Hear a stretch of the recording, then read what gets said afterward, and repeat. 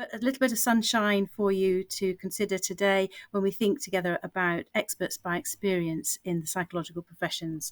We're going to be talking about adding value and transforming lives. So if we just move, if we may, to just let you know that this session is being co-produced by all of those, all of us, and some additional colleagues who've been working cross regions in the psychological professions networks. My name's Estelle Moore. I'm the PPN London chair, and you saw just there Maggie Rosairo, who will also be introducing herself shortly. We had such an exciting session this morning hearing about the developments across nationally and across the psychological professions. We're here this afternoon to build on that with a similar housekeeping set of invitations. We'd love to hear from you. We'll be inviting you, if you can, to post questions in the Slido window. And we've got a little bit of a poll later, which we'd like to hear feedback from you. That would be fantastic. If you do experience any technical issues, please do contact First Sight Media. The email address is there.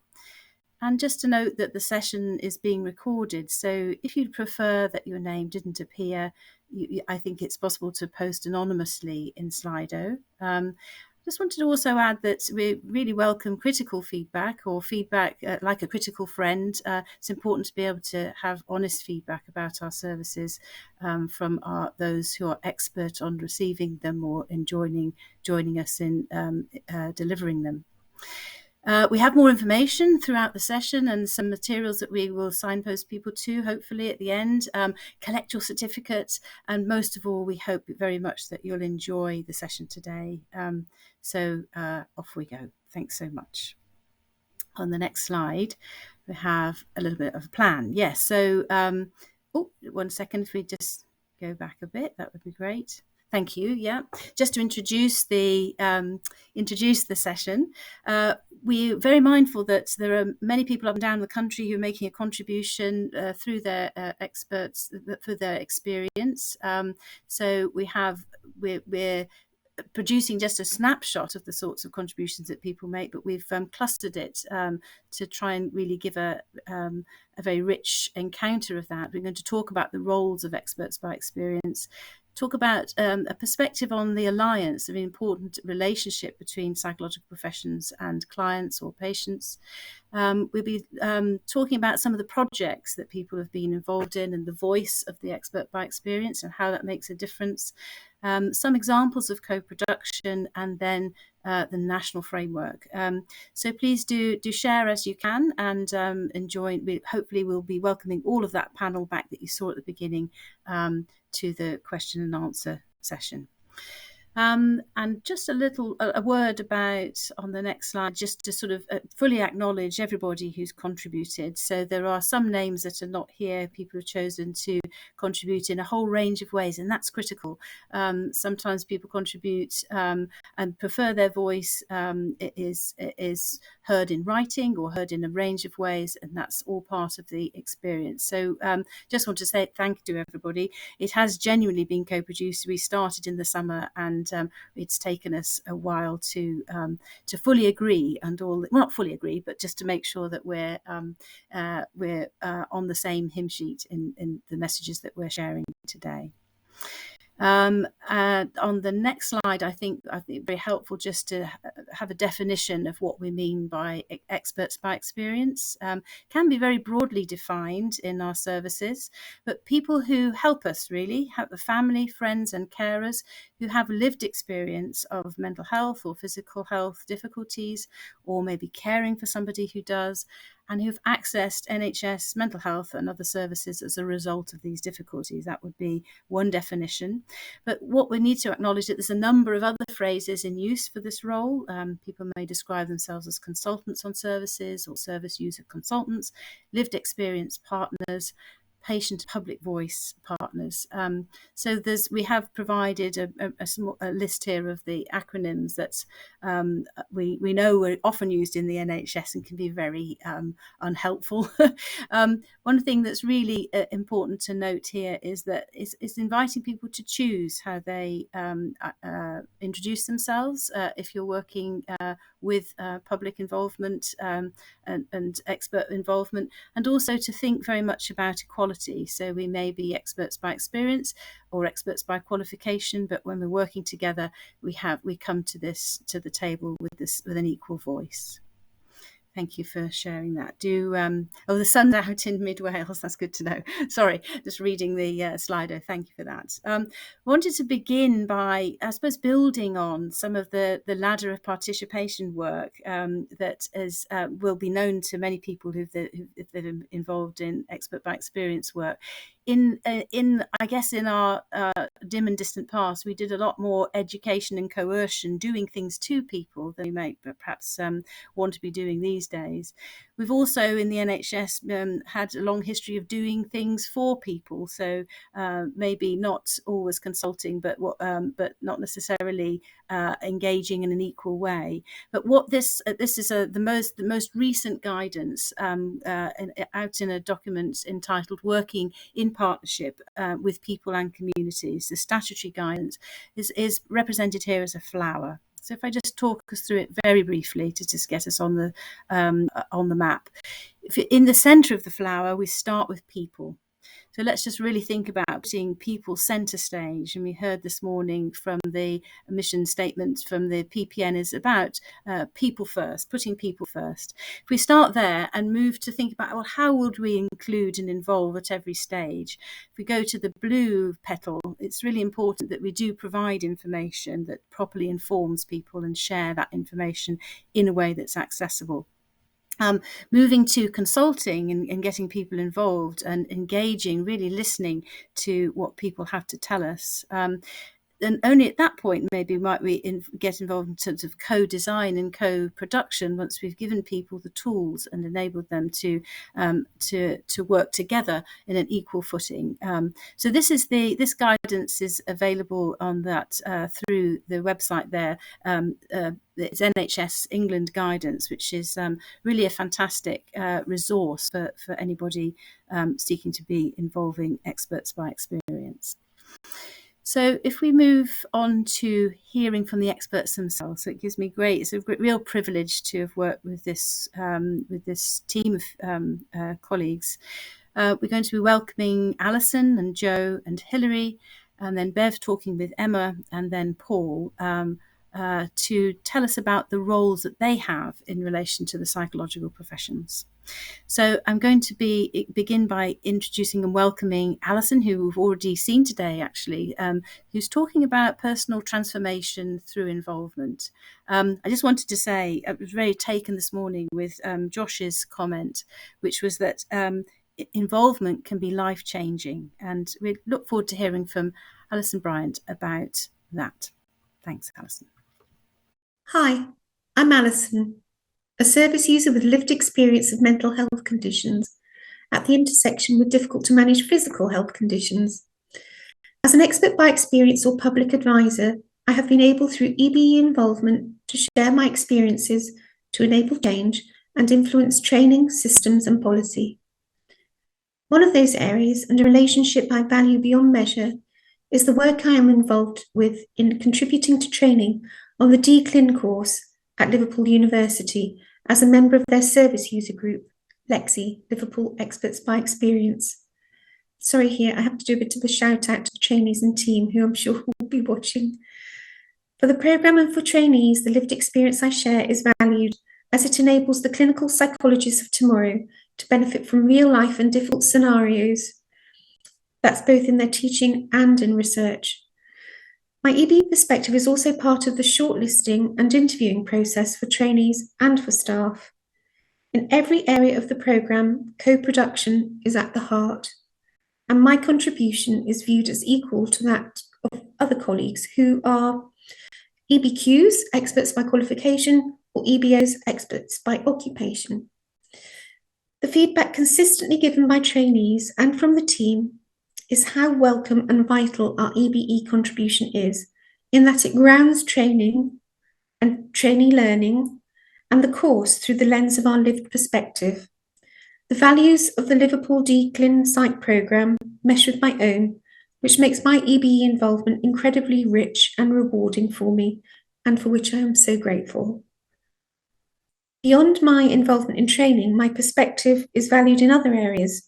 For example, contributing to changes in systems, policy, and workforce development via HEE, Health Education England, and PHE, Public Health England initiatives. Within this work, EBEs are viewed as colleagues, and our perspective and knowledge is recognised, supported, and valued. This year, I was able to share in the procurement process, evaluating applications from universities applying to have their courses renewed or for new courses to be accepted. This was a first for EBEs, but it is so important to include our voice in this process when courses, content, and EBE voices shape the trainee experience to work with the service users of tomorrow. EBE knowledge and perspective is vital within research. I'm named as co-author on a number of research projects currently submitted for publication, which I hope will benefit service users of tomorrow when they are disseminated. For my community mental health service, I've talked about mental health issues to other service users and contributed my service user perspective to information sheets. All of these aspects and facets of my work add to service users' understanding, creating change for the better, and really making a difference. Every EBE, service user, public advisor, whichever title they prefer as a personal lived experience that I have met on my journey of transformation through involvement, all aspire to the same goal, to make the path of others an easier one to tread, in comparison often to the difficult journey we may have taken at points on our own path. A clinical psychologist set me on this path to becoming an EBE after she shared how EBEs in training had shaped her both as a person and as a practitioner. My recovery with her help allowed me to take control of the darkness in my past, reframing my experiences to benefit others. We are all so connected in this work, and forging and building those links together are vital. I am here today because of the work I do within the PPN Northwest EBE steering group. Their determination, passion, and values-led approach has supported me and my EBE colleagues on the steering group to inform, enable, and influence by extending our EBE reach like the ripples on a pond to all the psychological professions and so many other groups and organisations as we progress our work and vision for the future. Being an EBE is an essential part of my identity now and has transformed me in the way I am and think and live, as I have been able to reframe my lived experience. My EBE work and involvement enriches me with a sense of purpose and hope. If what I have shared today chimes with you, if you have lived experience and are ready to reach out and take those very first steps, please begin your own EBE journey to involvement.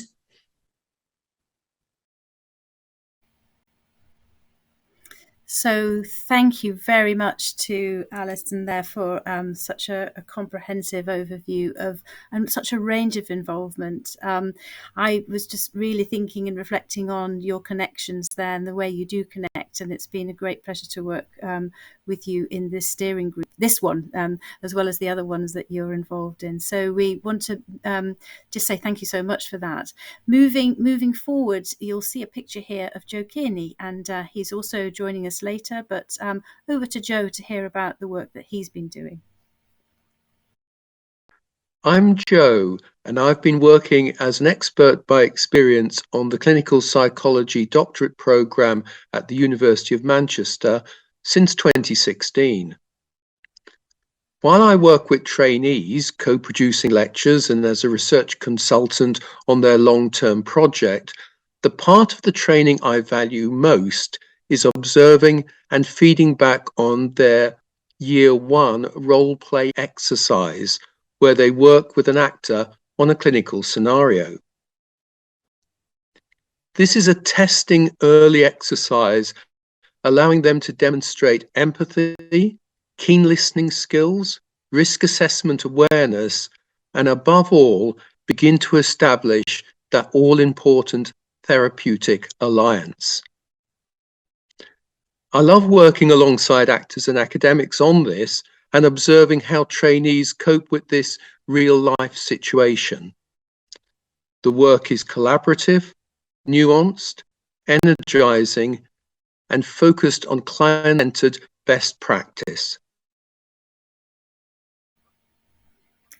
Wow, thank you, Joe. Fantastic. So really very much a focus on helping our trainees to really think about their empathy building skills. Wonderful. So the next introduction, allow me to introduce you to Hilary, who you saw at the beginning. Hilary Tetlow is going to bring us the carer's voice in relation to expert by experience involvement.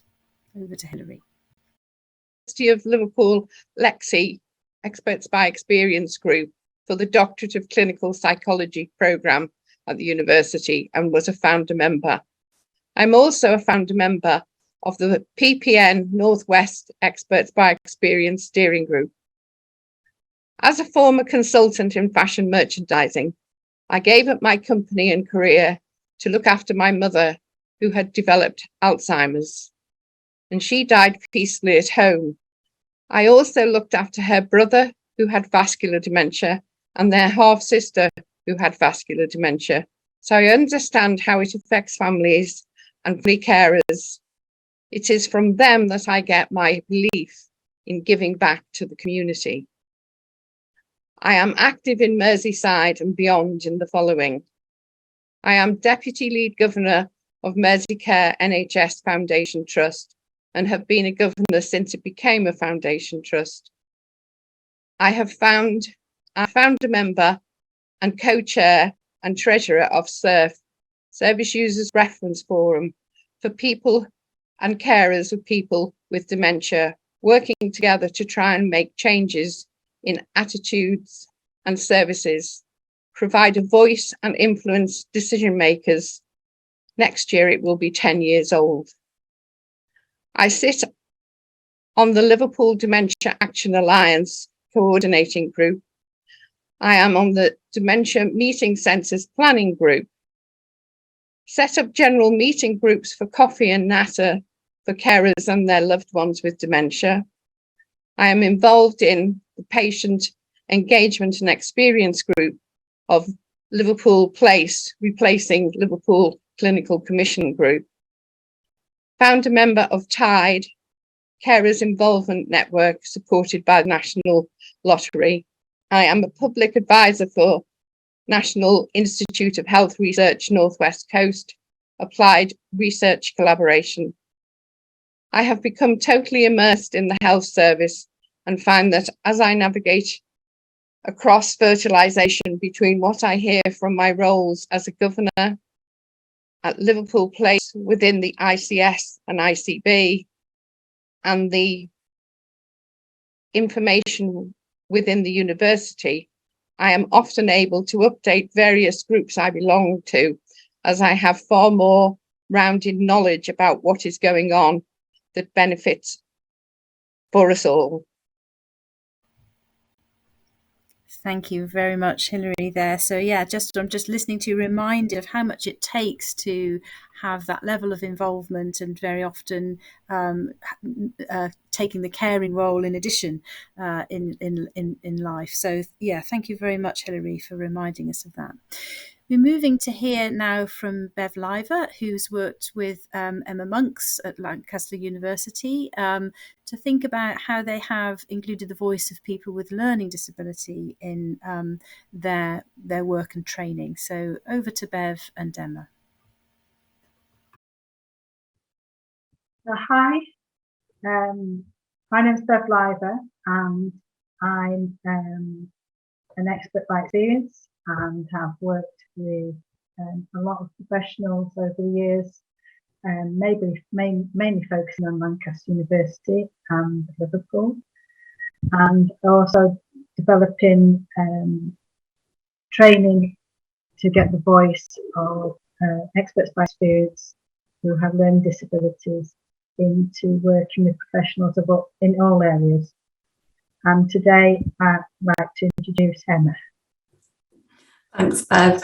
So yes, my name's Emma Monks. I'm currently Deputy Clinical Director on the Lancaster programme, also a clinical psychologist, and my area of specialty is learning disabilities. So I guess that's where we've connected, isn't it, Bev, over promote the voices of people with a learning disability.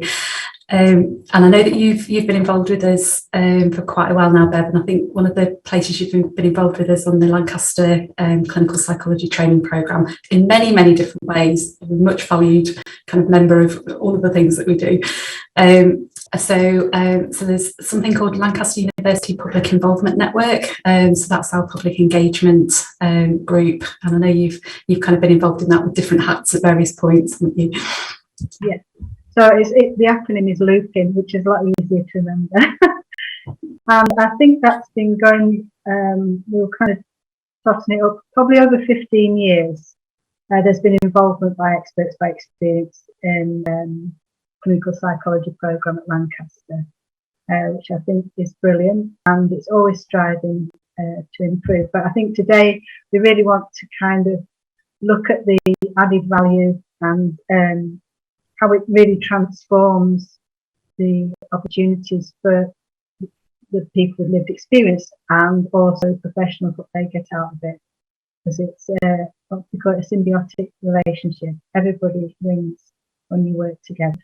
Because I think I remember the first time we met, didn't we, Bev? Because I know we've had quite a lot of involvement over the years, and the first time I met was, I think it was when I was still working in my clinical role in learning disabilities, and I came and met the group because we wanted you to, which is the Learning Together group, and I know you were based at the college then as a part of the education programme. And the group were willing to kind of look through some paperwork. We developed easy read paperwork, and I think from there it's really kind of taken off, because with my other role at Lancaster University as a tutor there at the time, we were able to kind of because I was looking for a way of kind of really bringing people with a learning disability into the room with the trainees, so they could, and it was just so great meeting up with the group, because I know we then kind of forged a relationship, didn't we? And since then you've been involved in loads of teaching and training, and the group lead it, and valued by the trainees. Yeah, and we have done some work for the NHS as well, didn't we, through another opportunity. Now, this is another acronym, and I'm sure you'll say what it is. It's EBCD. Yes, experience-based co-design. So it's a co-production methodology, but it's nothing more really than bringing together the people that run the service with the people who the service is delivered to, and kind of just working together to kind of improve the service, essentially. So hearing the voices of each other. And it was transformational, I think, because the issues that came up with the professionals were actually the same issues that were highlighted by the people who had lived experience of that service. And so quite quickly people realised you were both on the same side, just making it better for everybody. And I think the EBCD is actually a process that you can look at and help you through. So you don't have to reinvent the wheel, which is really good. No, there's some great resources. I think it's the Point of Care Foundation that host it now as a methodology. But yeah, there's loads of free resources. And I think the thing that really stood out for me when we were doing it was just how good it was that we were able to kind of partner with yourselves, because I know we had a bit of money from the trust where I was in that part of my job at the time. And I think I was just really struck by when the members of the group were doing the peer-to-peer interviewing, just how able they were, and just how much more information they got out of the people who they were interviewing than I think we could have ever done as professionals. So yeah, so I think it really worked well.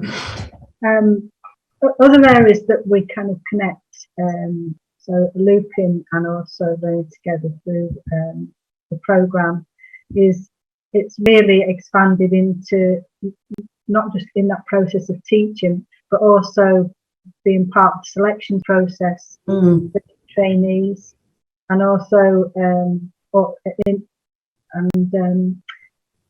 interviews and placements. Placements. You most recently had your very first training or placement with the group. So no, you're quite right. And I guess the challenge for us as a programme has been to find a way which has been an absolutely meaningful way of people being involved, but being involved in a way that kind of matches people's abilities as well. And I know we've been able to kind of take our kind of thing on tour, haven't we? Because I know we presented together at the BPS, the British Psychological Society Experts by Experience conference just before COVID hit, I think, wasn't it? We went down. Yes, it was in Bristol, wasn't it? Yeah. Yeah. And I think so we did a couple of posters there and also a workshop. So it was a really good collaborative team, wasn't it? There was experts by experience and also yourself and people with learning disabilities who have lived experience of service as well. Yeah, so it was really collaborative. Absolutely. And I think, if I'm honest, that's the bit I really value about the process, because like you said, when we haven't been able to do the selections processes in person for the last few years because of COVID, but before that, I think one of the most kind of heartwarming things for me was, as you know, we kind of really prioritise getting everybody together in one big room to have their lunch together in the middle of the day when we're doing the selections, and just walking in and the group just being fully integrated with everybody. And actually, lots of people have been asking, where are the members of the group, and so it just kind of feels like there's a true collaboration and a true integration there, and that's having ripples not amongst colleagues who don't work in learning disabilities kind of around the region as well, who wouldn't not necessarily maybe come into contact because of the roles that they have. So I think it's great, and it's really far reaching, and let's get the message out there. Let's do it. Yeah. And we're here to help as well. The PPN EBE groups and people that have gone before. So it's not about reinventing the wheel. There's help out there and experiences and people further down the line if people need to get that connection going. Is there anything else you'd like to add? Looking at why is it so important to have that connection with people with lived experience? Well, I would say, within the profession, I'll say one of the, some of the key things that we really need in clinical psychologists, fundamentally, you've got to be able to connect with people. And I think that's why it's so important with members of Lupin and Learning Together and their associated groups, involved, because if a trainee who then would hopefully go on to become a clinical psychologist can't connect with people, then that's a kind of fundamental thing. And I would also say that, we want people who are able to kind of reflect on their experiences and kind of really kind of engage with those experiences. And, I must say, I constantly hear at the start, some of the standouts teaching sessions that the trainees have, they usually feature the Learning Together group. And I just think, my position and where I am, I just think I'm in such a great place to be able to kind of really provide a platform for that, and and really enrich the training opportunities. These are clinical psychologists of the future, and it's our job to make sure that they have as much fully rounded experience as possible. So inclusion of experts by experience at all levels, and I guess particularly people with learning disabilities who very often don't kind of have the same kind of levels of kind of platform to be able to kind of engage. So that's Thanks for sharing, Emma. Yes, indeed. Thanks for sharing. That's absolutely fantastic. Thanks, Bev and Emma, for so many ideas. And it's lovely to witness your conversation about inclusion and co-design there. So many ideas. I think they're flying into the Slido. So thank you for sharing that. The last but definitely not least of our contributions from experts in the range of work that's going on is from Paul Edwards. So I'm going to hand over to Paul, who's going to do a summary of all the different areas that people have worked in. Over to Paul. Hi, I'm Paul, a retired 6-foot ex-rugby playing detective who was diagnosed with PTSD in 2009 following work I did in my job. After retirement in 2016 and further treatment, I now work in universities giving talks to trainee therapists and also give my experience nationally to the BABCP, IAPT, HEE and the PPN. But I also stay grounded, volunteering and working working at level with my local NHS trust. I am honoured to speak in a number of other areas where people are interested to speak with someone with lived experience who can give and add value to their area of mental well-being awareness. This slide is just a quick visual reminder of some of the organisations that this group alone has been involved in, where it is felt that our input has and continues to assist in their work. But it should also be remembered we are only a very, very small representation of many, many other people who offer their experience that we believe can assist you in your area of work and training. Thank you. Thank you, Paul. Fantastic. We're going to hear from Paul again shortly.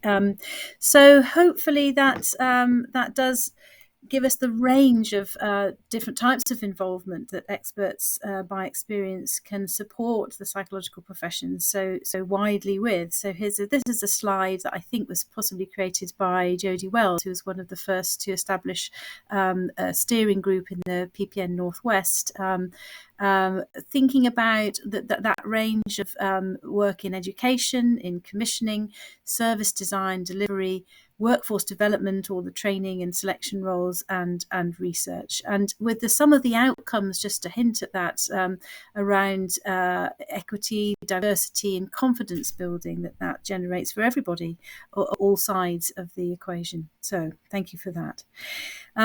We're going to move on then to that. You may remember the plan at the beginning, just to think about mission critical, really, the relationship between psychological professionals and experts by experience through the alliance that they may form in therapy.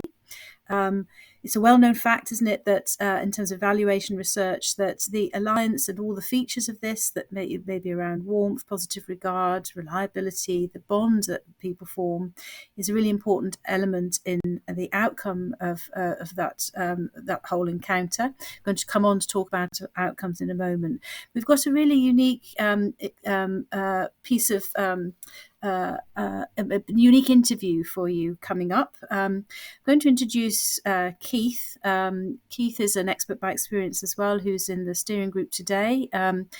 In the film that follows, which is a film which he talks with Ali Bryant, interviews him beautifully, about his journey through care and about his experience of the private sector and the NHS and the valuable support that he's encountered before getting an appointment with a psychological profession, in this case a psychologist. So really important perspective on that alliance with psychological professions. Over to Ali and Keith. Issues around engagement and trust. I'm Alison Bryant, a service user with experience of difficult to manage mental and physical health. I'd like to introduce you to Keith Holt, who today, in conversation, is going to share his lived experience perspective on this subject. Hi, Keith. How are you? Just to say, before we start, what's the preferred term that you like to use in conversation? Because there's so much stigma around titles and the way we each respond. So is it service user, patient, client, PPD or EBE? I prefer EBE, expert by experience, although I'm not really happy with that, but that's sort of, that covers everything, I think. Yeah, I agree with you. That's how I feel too. So it's lovely to be here with you today. I'd like to start by asking, did you have any knowledge or understanding of psychology prior to receiving help? I understood the difference between psychiatry and psychology, but really I was in so much confusion on what was going on with my everyday life and what was happening to me. The answer is no. The thing was just go with it, whatever's being offered to me. Yeah, I really understand, and that kind of point leads me on to ask, did you find it easy to engage with your psychological therapist? And if you didn't, can you explain some of the reasons why? He was, let's go to the beginning.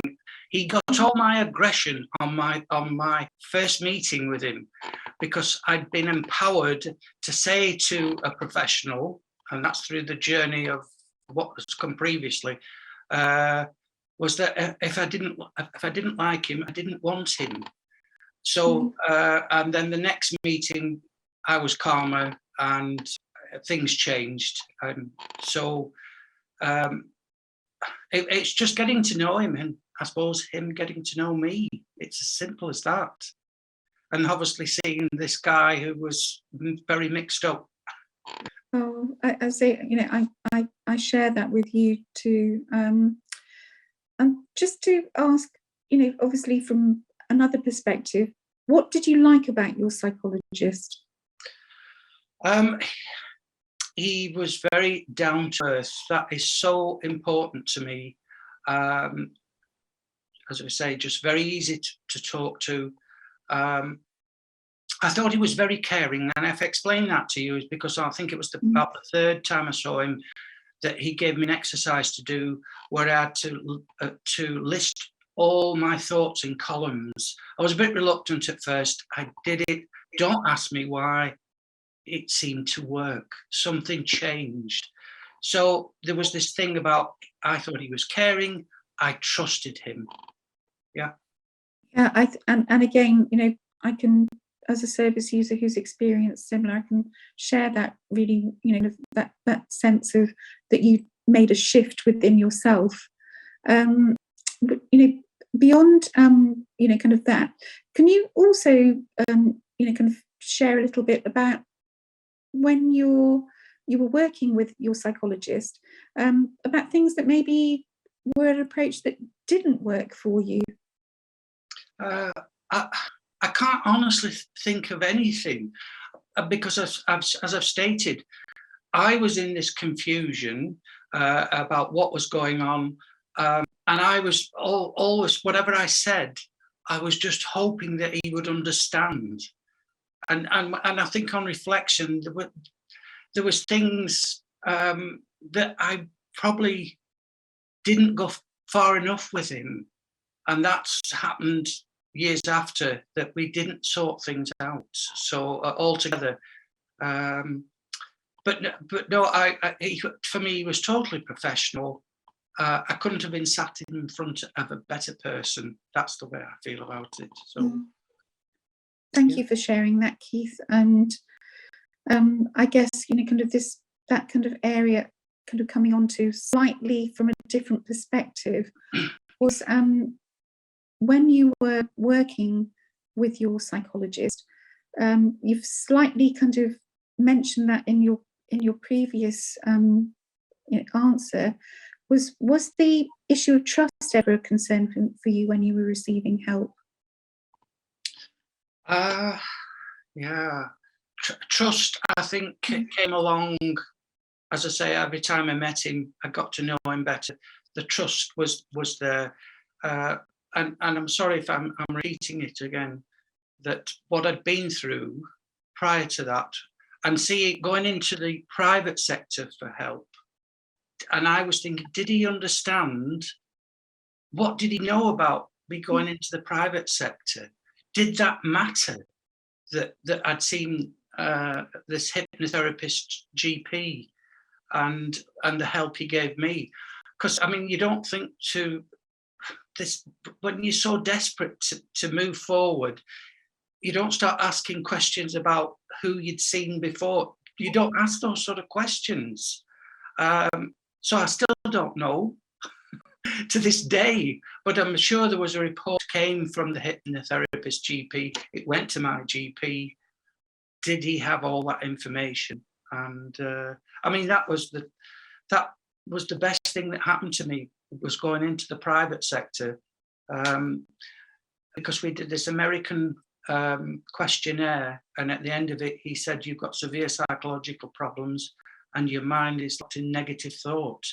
And my uncle had told me this prior, which meant nothing to me. But having it said by a professional hypnotherapist GP, it must be so. And of course, and as I remember at that time, I was desperate. Yeah, I really was desperate to get something sorted out. I can't go on living like this. Thank you for sharing that. I think that's really, really important for people to hear. And to sort of balance that, can you share with us what has been most helpful for you in your experience of psychological therapies? Well, first of all, my uncle, he supported me. Having somebody to support you through psychotherapy for the time, and I suppose my mind was opening up to, what are you doing to me? What are you asking me? What's happening? So at psychotherapy, I started to open up about my childhood and teens, but thank goodness I got my uncle there to support me. And as I said previously, he said to me that your mind's locked in negative thought, but I had to wait a few months before starting to feel very unwell again. And he said, don't wait, get some help. So I did. And thank goodness for Uncle Alec being there. And the volunteer at the day, I was attending a day centre, and she had studied psychology and being with the hypnotherapist GP.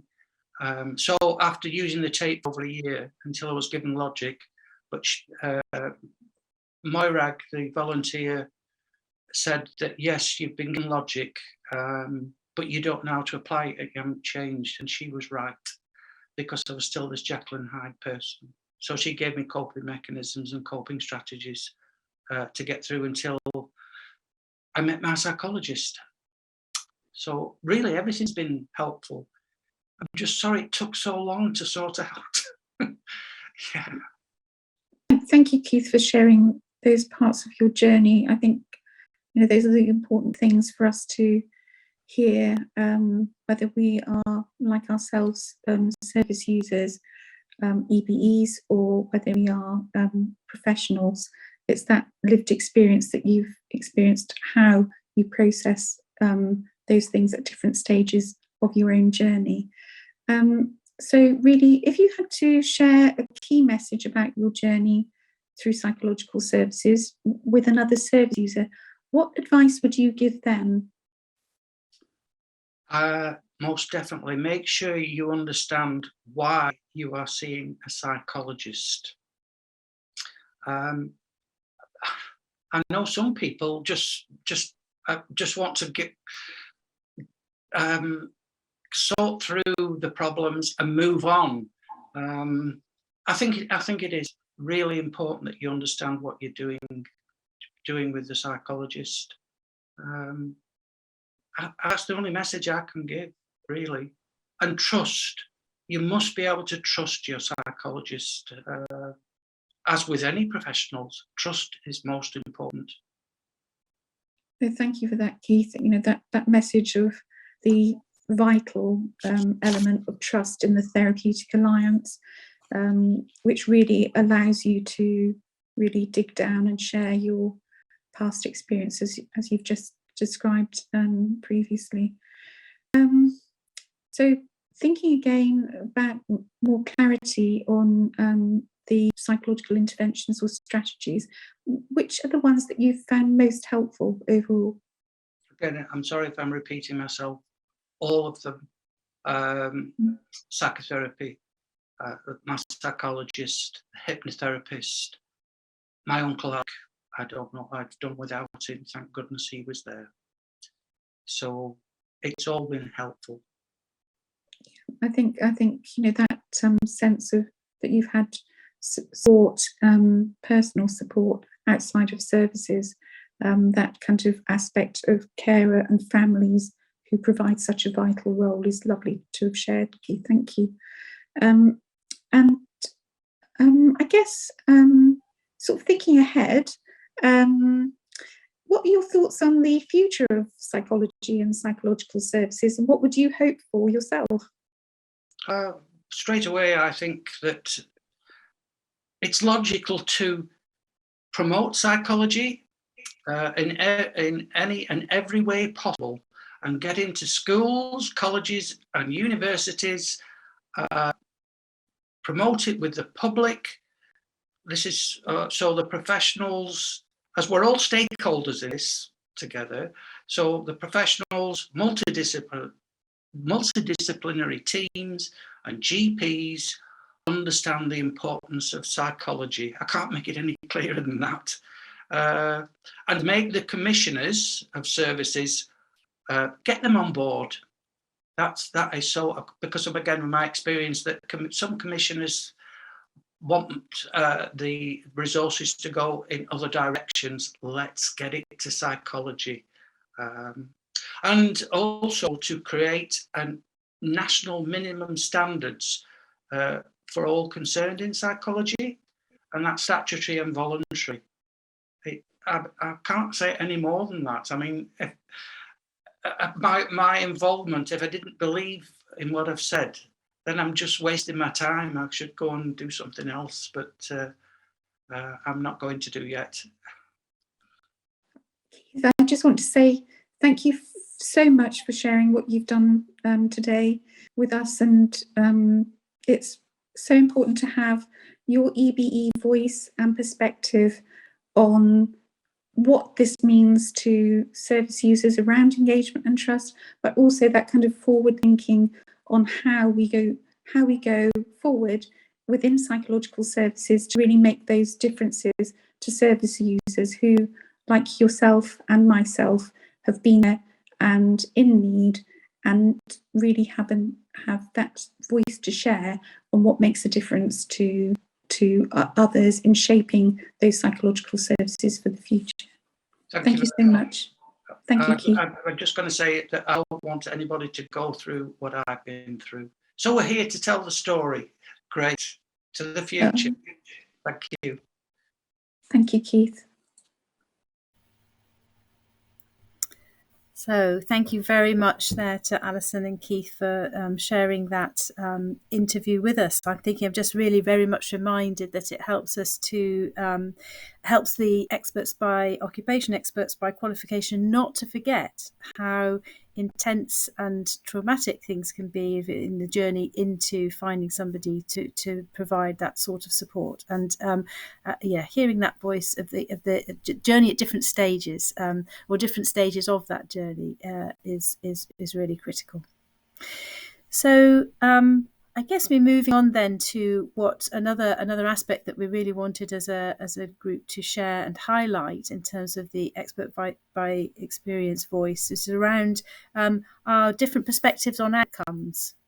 And I'm going to hand over now to Maggie Rosairo to take us forward with her work and her work with others around outcome evaluation. Over to you, Maggie. Thanks. This is part of a presentation that Paul and I gave at last year's PPN week. We hope it shows how co-production can be used to enhance treatments and understanding between both the therapist and the client. Paul, this looks like a really important slide. Can you talk us through it?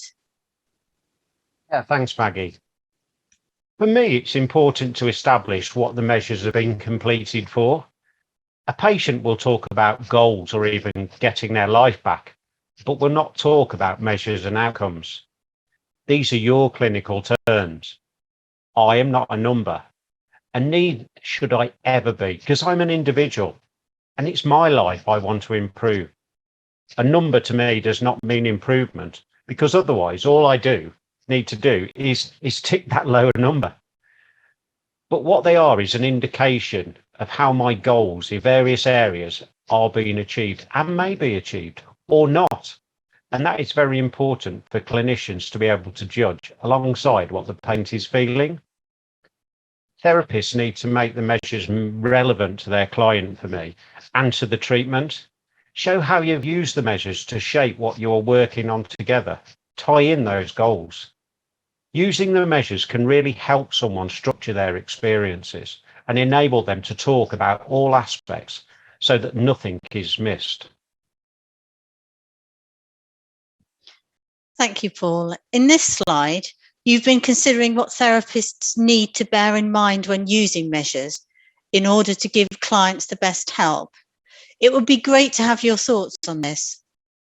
First thing I want from a therapist is engagement.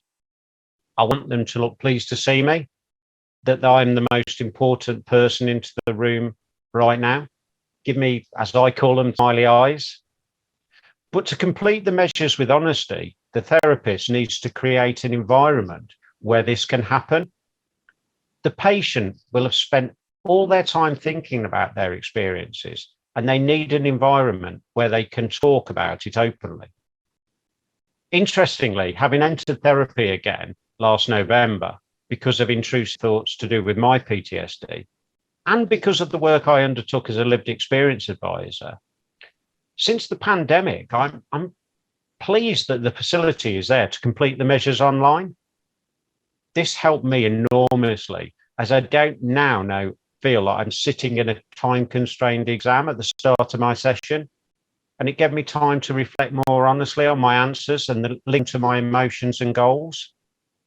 I didn't feel the need that I was being overlooked and to improve my scores all of the time. So for me, challenge yourself. Go away and give yourself 2 minutes to complete the measures and see how much pressure you feel. Then do it with a coffee and your laptop with no time constraints. And I guess you might have a more fulfilling answer.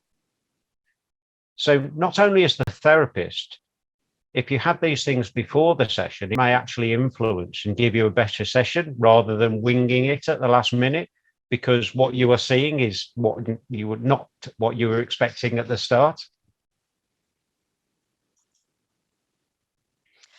Am I right in thinking that this slide shows that clinicians and clients don't always want the same thing? Yeah, I guess this really does look like a strange juxtaposition as when you first look at the slide. What do you want? What do I want? Really, the end game is exactly the same. It's just how we use them, the measures and outcomes during the treatment and hopefully discharge, or as I would say, having my goals been achieved before I have my toolbox to use them in the future. So it's, a matter of semantics and the language we use. As a professional, it's easy to get caught up in acronyms and jargon, but we probably have not completed that same course and have the same understanding of what they mean. So it's important that a therapist doesn't make assumptions about the patient. It's not the measures on their own that are important, it's the implications, it's how they shape the treatment. It's how they're used individually, how they reflect my goals on your route map of my treatment. So to me, it's important measures are used in aiding planning for the session, so the therapist is not acting off the cuff, but can see what might need to be worked on together when we meet. And measures can be used to adjust treatment. Thank you, Paul. Can you tell us more about what this slide is showing that's so important? Yeah, I mean, using measures can help patients become curious about their own experiences. How the therapists talk about the scores is really important to me. You're 17 now means nothing to me. I want people to use these as a springboard to conversations. I can see your scores have come down. Something happened. How do you make sense of that? Again, it's about being collaborative. You give us the tools, but we have to do our own work. We're all individuals with different feelings of what recovery is to us. Recovery isn't just a 6 on a piece of paper. It's actually an emotion. But we can tie that emotion into those scores to understand our lives. But we need to be able to link these honestly so we can actually feel them. And this needs explaining, and it takes us practice. I lied many, many times to stop treatment and keep my job. And other times because I thought if I lowered my scores, the emotion would follow. But my true answers during therapy didn't always add up to this. And sometimes my therapist picked it up and sometimes not. So different clients have different levels of interest in measures for me. Explore their interests and tailor the information you give to reflect this. Some clients only want a general overview. Some people want to really explore and understand the measures and what is happening over time. Just talk us through this slide, if you will. Yeah, again, for me, this is just an important fact of proper communication and collaboration and the therapeutic relationship, although coming from different directions, ensuring that what the patient has achieved is the most important thing. It shows me the goals and emotions are the most important things to me, but you have this matrix of data that has to be used to help me achieve these goals and to show that you're achieving them. But please congratulate me on being an overall 25 when I started as a 55. Any more than you would like me to class you as a 1 out of 10 or 5 out of 10, for example. But feel free to ask me how you think I progressed during my treatment and if by achieving those goals it has improved my life. Feel free to then say it's been reflected in the measures and the outcomes because you have completed them honestly. And we can see this as a reflection in the work that we have done and how it's linked up. But also I think it's important to understand what we might be thinking and we might be asking ourselves, what happens if I get the numbers wrong and then I don't get the best out of therapy? What happens if I'm misleading my therapist by mistake? But what if I don't get better and my therapist thinks I'm not trying? What if I'm not getting better and it means I might never get better and my therapist feels bad about themselves? And what about if my therapist is trying to fit me into a box, like on a conveyor belt, and my therapist isn't seeing me as an individual and I'm just a number? So for me, from our perspective, this is not a reason not to use measures. It's actually a reason to think about how you use them. Thank you very much, Paul. Hello, good afternoon. And as Estelle said, I'm Maggie Rosairo, Chair of the East of England PPN. As you can see in that film, Paul is really passionate about the use of measures in treatment and how they've helped him. He wanted to share his experiences with psychological professionals to draw out best practice based on his experience. After the session last year that we co-produced together, we had considerable feedback from clinicians saying that they had changed or tweaked their practice as a consequence. And now we'd like to introduce you to Rose. Rose is a patient representative on the accreditation programme for psychological therapies. She sits side by side with other board members on the programme. Here Rose tells us about the programme and the vital role that experts by experience play and the values that they bring. Hi everyone, I'm going to be talking to you about the accreditation programme for psychological therapy services. I'm a patient representative with the programme and I also sit on the project board and the accreditation committee. So a quick overview of APPS is a quality improvement and accreditation programme for psychological therapy services that was established in 2014, and it's a collaborative project between the Royal College of Psychiatrists Centre for Quality Improvement and the British Psychological Society, and it's one of 28 national quality improvement and accreditation networks. APPS accreditation is voluntary. It's intended to be a supportive process, not an assessment. Clinicians, managers, frontline staff, service users and carers are involved in the accreditation process and hopefully benefit from it. And the idea is that it supports services to take responsibility for improving local mental health services. In the accreditation process, we review services against evidence-based standards. These are whether it's effective, safe, responsive, caring, well-led, and then there's an additional set of standards for IAPP services. If you'd like to see the standards, they are available online. There are 25 member services in APPS and 16 of them are currently accredited. And as you can see, we have members all across the British Isles. There's lots of benefits of membership to APPS. You get a report on your service. It's an opportunity for staff to visit other therapy services as peer reviewers, which is really good for networking and to be able to share good practice. You get free places at the annual APPS Forum, which is always a very interesting day with lots of fabulous presentations and opportunities for networking, as well as access to APPS Chat, which is the APPS email discussion group, and this supports your networking and connection. APPS also publish newsletters which provide updates, sharing good practice as well, and there's always some interesting articles in those. So briefly about the accreditation process. Services first complete a self-review over a period of 3 months, and they rate themselves against those evidence-based standards that I was talking about a minute ago. There's also some questionnaires service users and therapists to fill in, and this just gives us a little bit more data and evidence about the service. Once that's completed, services attend a peer review day. This is usually just 1 day, and at the moment they are being completed online.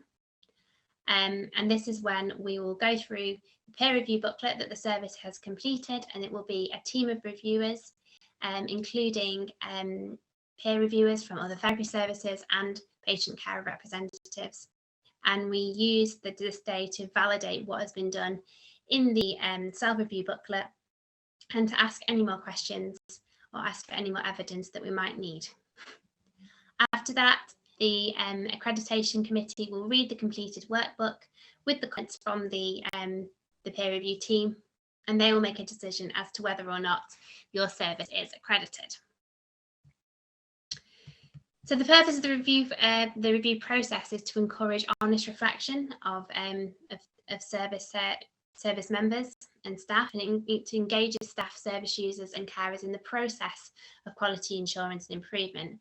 It encourages, validates and measures service improvements, and it enables action plans for service development, because we identify areas of achievement and areas of improvement to help you to improve quality of your service. And it supports teams in continually improving their services in a supportive and constructive way. I can vouch for this, it really is a supportive process. So co-production in APPS is based on the 4 PIs principles. So the purpose of why we're involving people and why we're becoming involved. So being able to share those lived experiences, because I've often found on review days that it's the less obvious things that might not be necessarily captured by therapists are captured by service users. So who is involved? The right people being in the right places. We have that collaboration between professionals and service users to get a holistic vision of the service.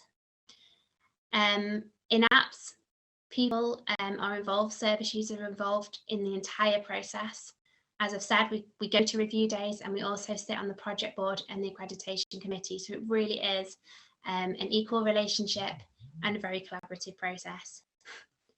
The difference that involvement makes is astronomical. On an individual level, it's empowering, but also on a service improvement level and a wider mental health improvement level, the contributions of people with lived experiences really are a valuable resource and lead to that holistic development of understanding and quality improvement.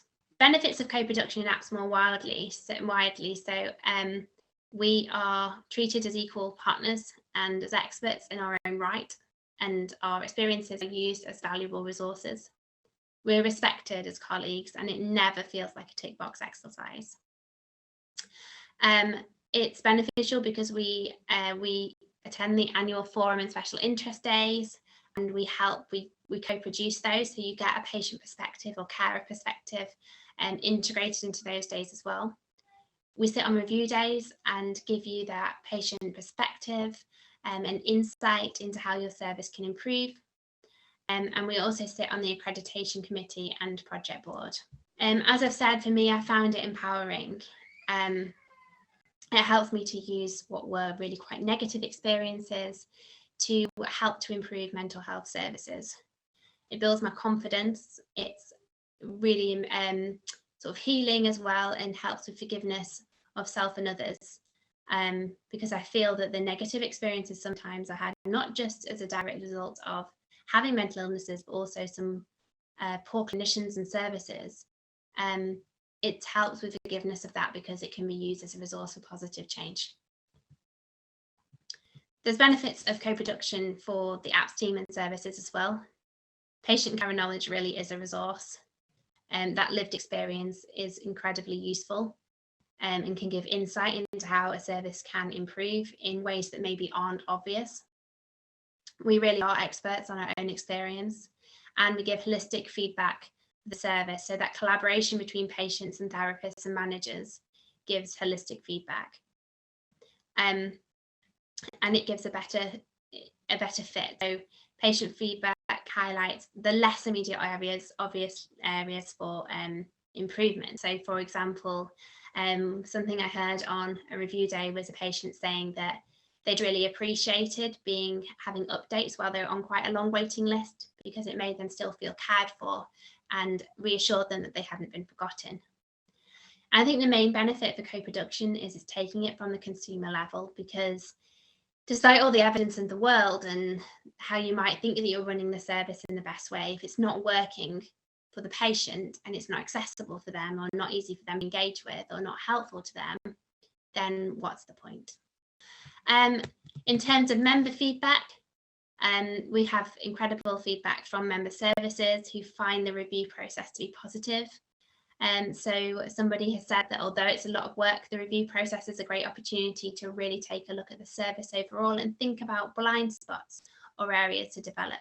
I think that's really valuable, particularly in terms of blind spots. That can be the areas that co-production is really useful, because there might not be anything in the evidence that that will point you to those areas that service users have found particularly useful or potentially particularly lacking.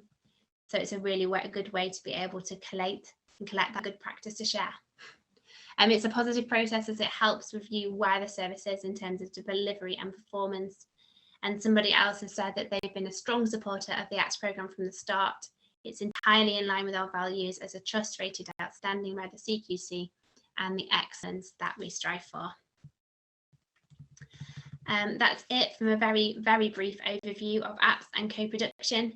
If you'd like some more information, you can go on the website or contact apps using the email address on this slide. Thank you.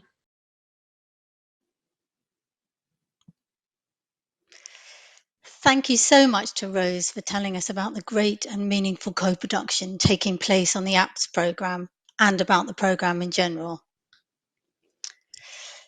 Now we hear from Jane Saunders-Bain, Deputy Head of Mental Health and Dementia for NHS England. Her perspective shows us the value and priority placed on the voices, influences and collaborative efforts of experts by experience at all levels of the NHS. Thank you to Rose for narrating Jane's words for us. And if we could move on the slides, that would be great. As a senior leader in NHS England's mental health programme, I see firsthand the value of involving those with lived experiences in our policy and delivery work. I have seen co-production undertaken in many different ways throughout my career in the mental health and learning disabilities sector, and when it is done well, the impact is unparalleled. Who better to help develop a new specification for a mental health service, for example, than someone who has experience of being in one of those services? I recently spent some time listening to young people's experiences of a particular part of the mental health pathway. Their insight reframed my whole thinking around the problem at hand. As a team, we had been coming at the challenge we'd been posed from a top-down perspective, considering changes that needed to be made nationally. Whilst these changes were needed, the reality was that we could and should have been thinking about improvement and transformation from a young person's perspective first, and a national perspective second. Thanks to their insight, we shifted our approach and started to focus on patient-level changes that could have a big impact fast, with the larger transformation remaining the longer-term aim. That session still resonates in my approach now. In the National Improving Access to Psychological Therapies programme, patient and public voice partners, often the term used in the NHS to describe our advisors with lived experiences, are embedded within the team and sit as members of our expert advisory group. Our PPV partners offer so much more than advice and challenge in that setting, however. They are actively involved in the co-development of new guidance produced by the NHS England IAP programme team. I still think of myself as new into the team, with less than 2 months under my belt, but I am already seeing the impact our PPV partners have on the programme and look forward to exploring how we can continue to maximise their lived experience expertise to improve what we do and ensure increased access and outcomes for all that we serve. We must not underestimate how brave it is to stand up and offer to share your often very personal experiences with others, often with total strangers. I would like to personally thank all those that undertake participation work, and I know it is hugely appreciated across the mental health team in NHS England.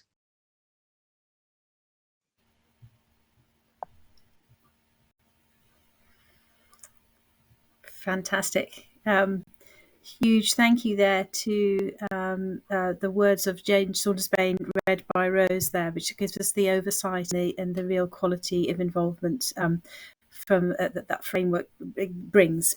So we're back as a panel, and you'll be recognising some of the contributors earlier, and we really want to say a huge thank you to you for engaging with us with a whole series of questions which are really challenging but also really, really important as they've appeared in Slido. So thank you very much everybody for that. There's some Slido helpfully organises it so that we've got really important ones come to float to the top. So we have we can open our question and answer discussion by thinking about diversity in this question. Can I read the question and perhaps see how we might go about answering that together? The question is, how can professionals involve experts by experience from minoritised backgrounds when these communities are neither equally accessing services nor joining the professions? It's a very important question there. How might we begin to think about that? Maybe pass to Maggie first, and then others that may want to take a perspective on that question. I think, first of all, I think it is a real challenge for us, and I think the first thing that we need to do is recognise that it's a challenge and that those voices are missing from our conversations. I don't know whether anyone on the panel has experience of reaching out to different populations and making sure that the voices are heard, but it would certainly be helpful to know. Beth got a perspective on it. That's super. Please go ahead. Hi. Well, my focus really, because of my background, is working with people with learning disabilities, and it has been an issue, and it still is an issue, of meaningful input and by people with disabilities. And I think with any group that's hard to reach, or I think we should put the perspective the other way, we need to actually be proactive in making connections with people. So it's okay being really inclusive and open if people turn up. But that actually, if we look at the Equality Act, we have to be proactive in being inclusive. So I think we need to go and make connections and find the people. And I've spoken quite a few times with people from different ethnic backgrounds that have possibly shared things in discussion but didn't want to share it with other people. So it could be that we have a wider spectrum of opportunity for people to share, but they don't have to be, it's not like all on a panel like this, but to capture those voices is really important.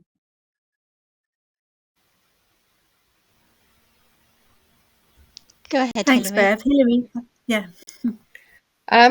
One of our lecturers has just been given the job about diversity and communication and that side.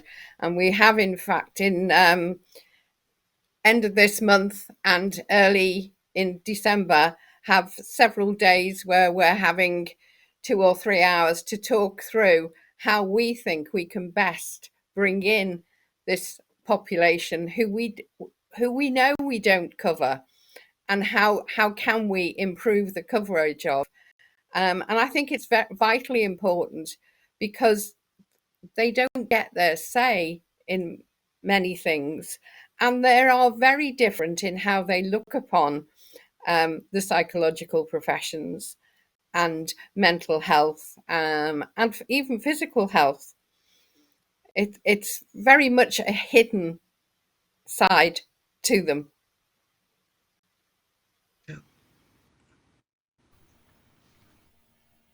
Do go ahead, Keith.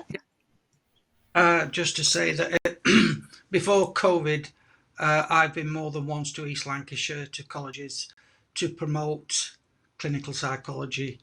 So, and it's large ethnic minorities at the colleges. So, but there is, I don't know, the response.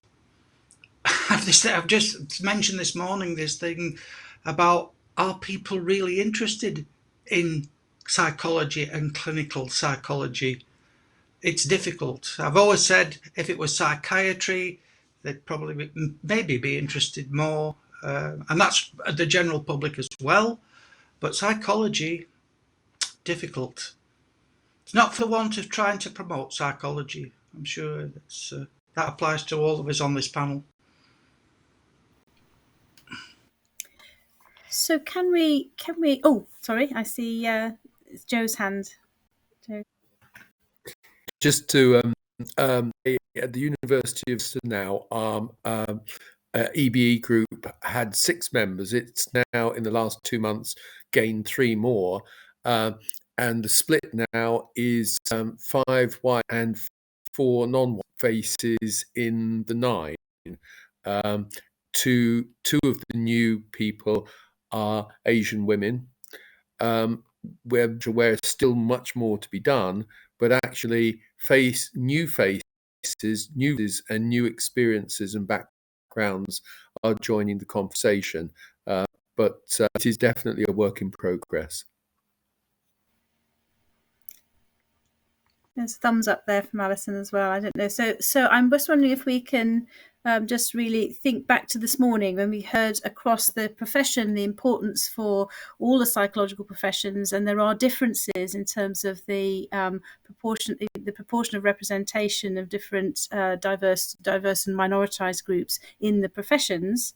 So it's perhaps it may also be the case that as we grow and develop expert by experience voices, that we may see something of a similar pattern. But what I suppose the key message from this morning was we're beginning to turn that dial and lose some of that the discrimination and lack of representation that's steeped in our history, and move that dial in a much more representative direction. So I think people in this panel, we've been certainly thinking about how to reach out and engage. For me, I'm thinking we really need safety and courage, and to really listen to feedback that may not only be positive, but we have to persevere to move in that direction. Alison, did you want to have the final voice on that? Yeah, I think it's that vision commitment of helping our communities to thrive. And unless our outreach is better, I mean, we all acknowledge that this is something, EDI is something that's absolutely integral, but it's that vision commitment to just all of us going forward every single day, doing what we can to make a difference, to help everyone in our communities to thrive, and that is essential. Really helpful. So I'm just looking at some others, lots of questions we could take. There was one that was really making me think, but what's the difference between and the overlap between experts by experience and peer support workers? Wonder if we might want to, does anybody want to take a view on that or comment on that? The difference between and the overlap between experts by experience and peer support workers.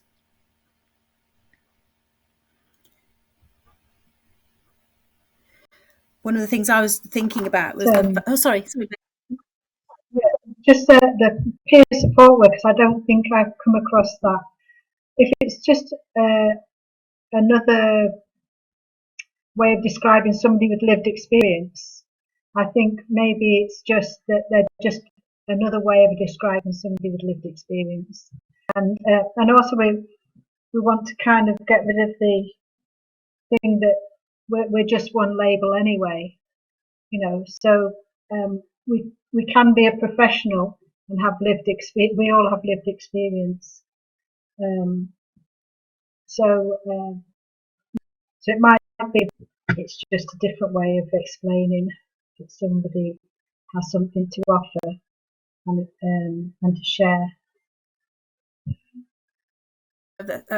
That's really helpful. I'm just thinking, so we've got, I was thinking that there's a lot in common actually. So both roles use lived experience for the benefit of others, hopefully. So so peer support workers may also have practical and provide emotional, social and other practical support in a role. And as you say, we may all carry expert by experience, lived experience, as well as wear other hats. There was something that somebody said in the Slido which was really interesting. I'm just sort of trying to see if I can read it. I'm not, if I'm the only one able to see it.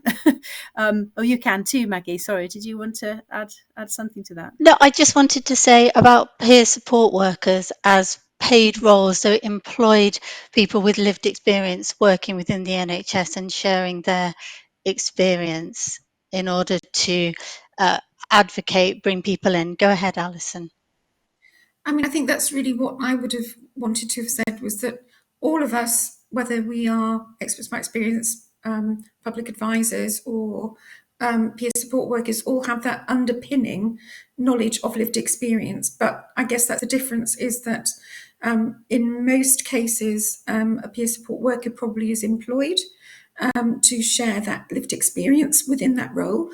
But for most experts by experience, we are valued for our input, but our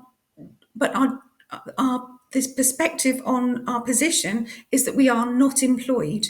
This is a reimbursement, but it's as a casual role, not as an employed position. So I suppose that's a key difference between those two roles.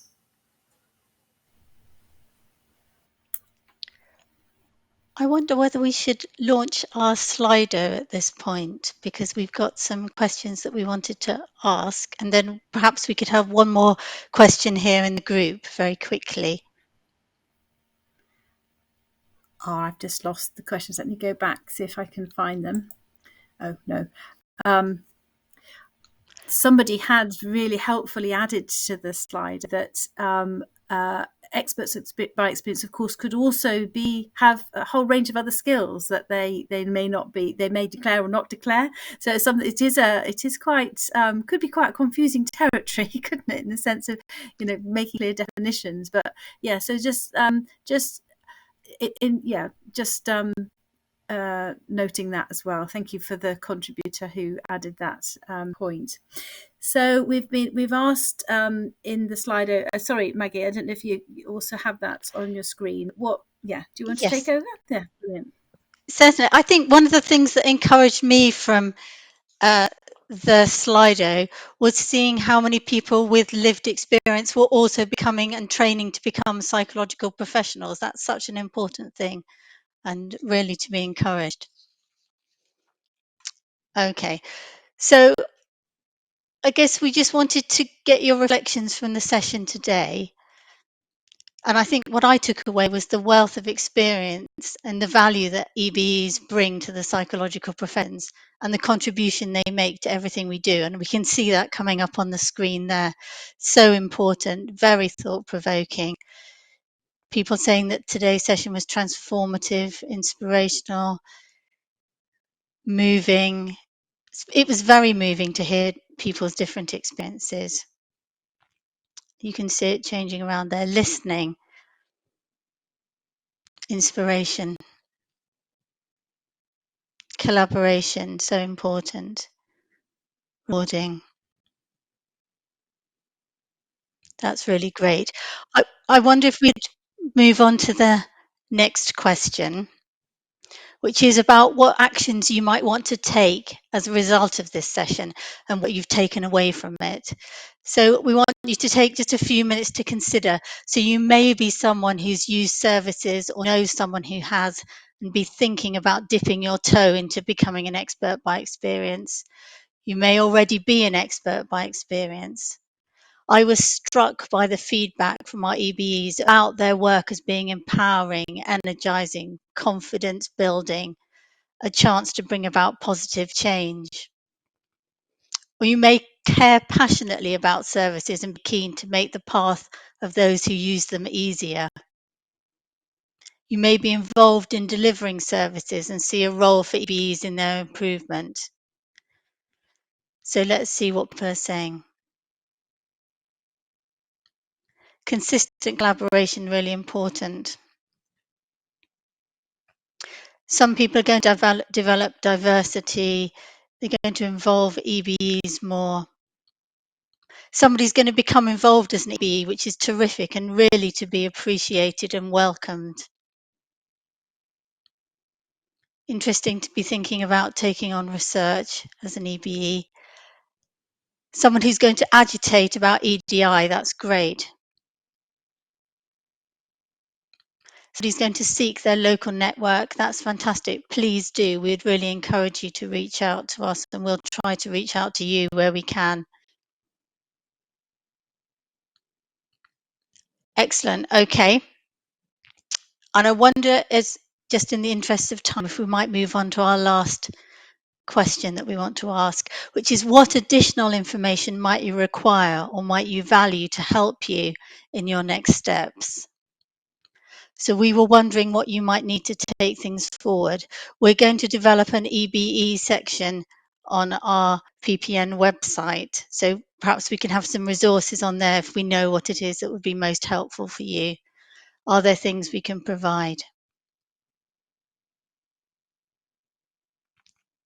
People want to be networking. What other things do you need? Knowledge. Okay. A good practice guide. Help from minoritized EBEs. Okay, excellent.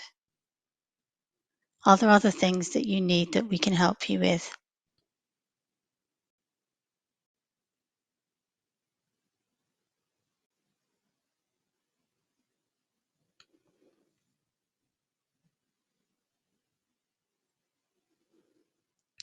Okay, so we can certainly take that away and think about it. Consultation.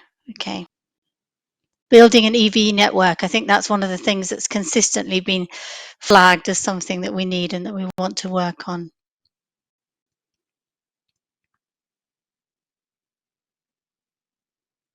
Fantastic. Thank you so much for your contributions and your input. That's really helpful. Okay, so shall we come back to our final slides? We've only got a few moments left and we want to have a time to say goodbye properly. So we made a list here of some things that we think are barriers to service user involvement, and our co-producers helped with this list too. We did it all together. So power imbalances, but also a lack of leadership, tokenism or collaboration without co-production at its best, a lack of cultural drivers and curiosity, inadequate funding and no clear payment or reimbursement process, needing to find the right people to involve, as came up in our Slidos, restrictions on time, patients not at the centre of safety plans or procedures for the setting. A hierarchy, elitism and paternalism can be barriers. People in receipt of care are viewed as recipients that are kind of passive and receiving of care rather than collaborators and people who co-produce in the delivery of care. Could we move the slide on, please? Thank you. We've made a list of some enablers too. So providing guidelines and information about the projects, contracts setting out what's to be expected right from the very beginning, Having funding sources and transparent payment rates or processes from the start, and support for involvement via regional steering groups. And if we could do the next slide.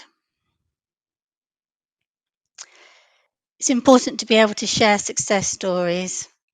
We want to link service users to communities and community organisations. It's important that people who work with us feel valued and that they're given feedback on their involvement, that there's a sense of ownership, empowerment and transformation, and that we use lived experience voice to make a difference to others and services and to shape the workforce. Here we have some recommendations that we're going to put on the website afterwards. I think that would be the best thing. We also have a list of resources and references that we'll put up on the website and make available. I'm going to suggest that in the interest of time, we come back to the panel so that we can say goodbye and thank you to everybody.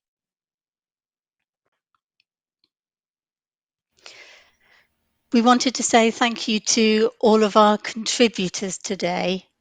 And to our signers, thank you very much.